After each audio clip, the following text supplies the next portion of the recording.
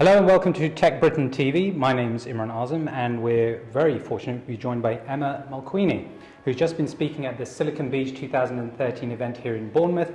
You've heard previously from Lord Knight and Mr. Stevenson, whose first name I've forgotten, but he can forgive me, I'm sure. So, Emma, welcome. Thank you. So you've obviously just come off the stage just now, Yep. and everyone probably gave you a standing ovation, is that right? Absolutely. As soon as I walked in, standing ovation, no. Clapping. Okay. Laughing. Laugh. At or with? Either is fine. Either is fine.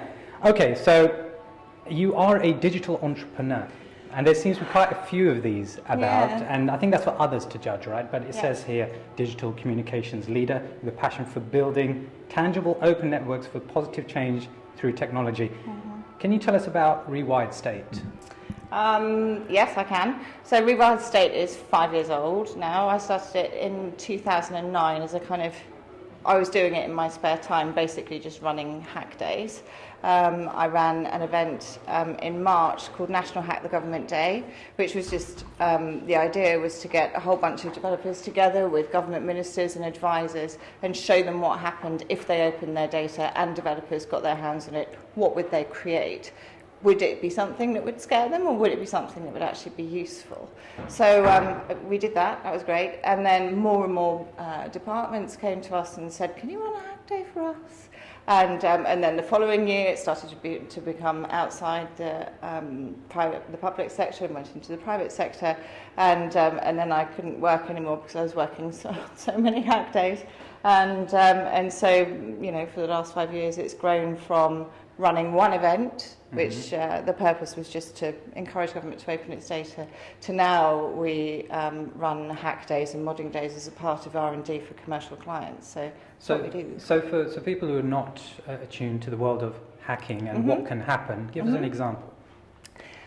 So a hack day is where you get developers who are back-end or front-end, so they're either doing all of the noughts and ones or the actual crazy stuff behind the scenes, or the front-end looking at the design and making something interactive.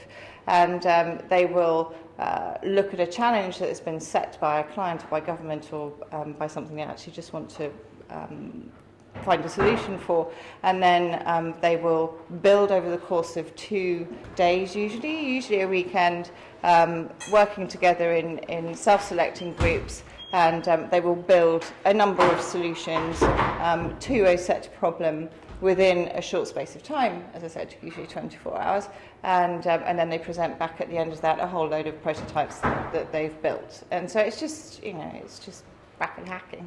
It's not hacking into stuff. So for any young coder out there, what is the relevance of coding in today's world of prepackaged apps and other free services, which just seems to be plug and play really? What's then really need for people to focus on such a granular level when it comes to coding and developing? This is a passion of mine, so you'll have to forgive me. Go for it. A little bit worked up about it. Not worked up. But I think you're right, kids now are consumers. We stopped teaching programming in schools, and even though that's starting to come back now, we've got about 20 years of legacy where kids have just learn how to consume digital stuff and go to Google, and they don't understand that behind the Google search engine it's an algorithm, and that was written by someone. So we have a problem with we don't have enough developers at the moment. We're not teaching the kids the skills. So firstly, jobs. So firstly and primarily, money in jobs is why kids need to get into coding. There are not very many people who can do it, and so they're pretty much guaranteed a job. And obviously, if they come up with an amazing app, they might become a bajillionaire. But also, I think more importantly, because we've got this kind of ever-narrowing group of people who can actually code and who can create the digital tools and things that they're using increasingly in their lives to make decisions, and that we don't have this kind of pool of young kids kind of coming up behind to support that, there's going to become an ever-narrowing number of people that are actually going to be ruling the world. So it starts to get a little bit scary. So moving into this digital world, we've got fewer and fewer people with the skills, and so the kids need to understand who's actually driving the car. And I get asked by lots of people why kids need to learn to be mechanics. They can just use the car. They don't need to understand nuts and bolts. But I think the difference is between being the driver and the passenger as opposed to being the driver and the mechanic. And none of us want to be the passenger in life. No, absolutely. And so your organisation, Rewired State, it has how many members at this moment?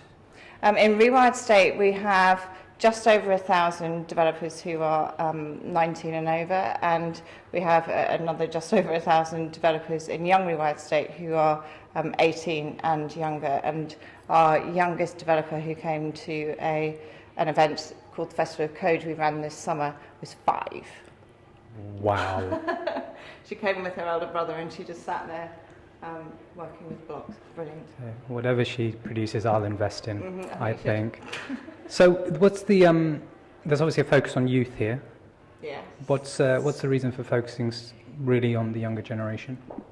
Well, I think for those reasons that I said before, you know, there's empty jobs and the kids need to have these skills. But also for democracy, I think it's very important that, you know, they understand that if government is pushing out data for people to be able to translate and use, that these kids are then going to be able to engage with that. What do those facts actually mean, rather than someone else telling them what those facts actually mean? And then how can they translate those facts into something useful for them? And it's just a kind of a new thought process for them, so that they actually understand how this digital world works. They're safe in this digital world, and it's almost like a sort of digital citizenship. So I think it's very important for them. And what's the split between girls and boys? Terrible. Terrible. We worked quite hard at this actually.